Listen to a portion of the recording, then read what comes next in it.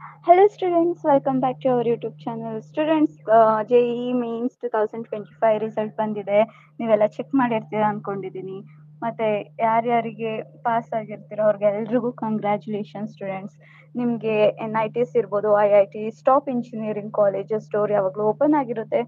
So next step ಬಂದು like JOSAA counselling prepare ಆಗಿ, ಮತ್ತೆ ಯಾರ್ಯಾರಿಗೆ ಕಡಿಮೆ ಸ್ಕೋರ್ ಬಂದಿದೆ ಅವ್ರು ನೊಂದ್ಕೋಬೇಡಿ. ಬಿಕಾಸ್ ಸೆಕೆಂಡ್ PU ಇರ್ಬೋದು, ಫಸ್ಟ್ PU SSLC ಎಷ್ಟೇ ಟಾಪರ್ಸ್ ಇದ್ರು ಅವ್ರು JEE ಟಾಪರ್ಸ್ ಆಗಲ್ಲ ಒಂದೊಂದ್ಸತಿ.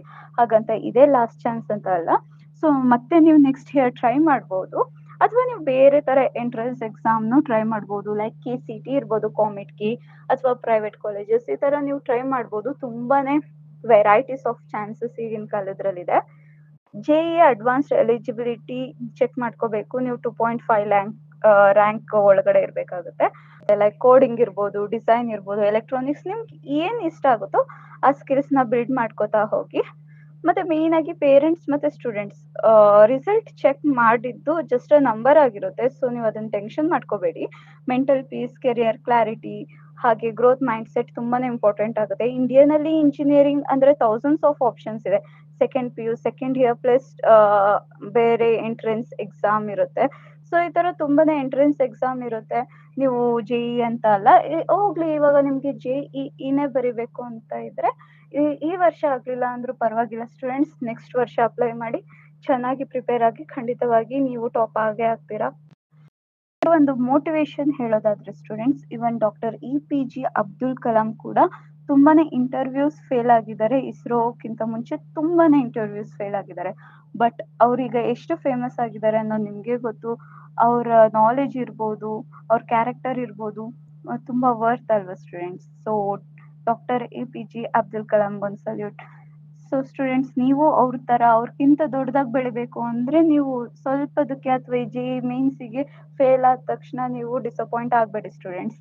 ನೀವು ಮತ್ತೆ ಟ್ರೈ ಮಾಡ್ತಾ ಇರಿ, ಖಂಡಿತವಾಗಿ ಆಗೇ ಆಗುತ್ತೆ. ಹಾಗೆ ಮೆನಿ ಇಂಜಿನಿಯರಿಂಗ್ ಕಾಲೇಜಸ್ ಇದೆಯಲ್ಲ, ಅದು ತುಂಬಾ ಸ್ಟಾರ್ಟ್ಅಪ್ ಆಗಿ ತುಂಬಾ ಸ್ಲೋ ಆಗಿ ಸ್ಟಾರ್ಟ್ ಆಗಿದ್ದು, ಬಟ್ ಟಾಪ್ ಟೆಕ್ ಕಂಪ್ನೀಸ್ ಆಗಿದೆ. ಸೊ ನೀವು ಕೂಡ ಕೋಡಿಂಗ್ ಇರ್ಬೋದು, ಎಲೆಕ್ಟ್ರಾನಿಕ್ಸ್, ರೋಬೋಟಿಕ್ಸ್, ಅಥವಾ ಸ್ಟಾರ್ಟ್ಅಪ್ ಐಡಿಯಾ ಏನೇ ಒಂದಿದ್ರು ಪ್ರತಿಯೊಂದು ಟ್ರೈ ಮಾಡಿ. JEE ಅದೊಂದು ಸ್ಟೆಪ್ ಅಷ್ಟೇ, ಒಂದ್ ಮೆಟ್ಲಿಕ್ಕೆ. ನೀವು ಲೈಕ್ ಒಂದ್ರಿಂದ ಒಂದು ಪ್ಲೇಸಿಗೆ ಹೋಗ್ಬೇಕು ಅಂದ್ರೆ ಸ್ಟೆಪ್ಸ್ ಮೂಲಕನೇ ಹೋಗ್ಬೇಕು ಅಂದ್ರೆ JEE ಅದು ಫಸ್ಟ್ ಸ್ಟೆಪ್ ಆಗಿರ್ಬೋದು ಅಷ್ಟೇ, ಬಟ್ ಪೂರ್ತಿ ಸ್ಟೇರ್ಸ್ ಆಗಿರಲ್ಲ.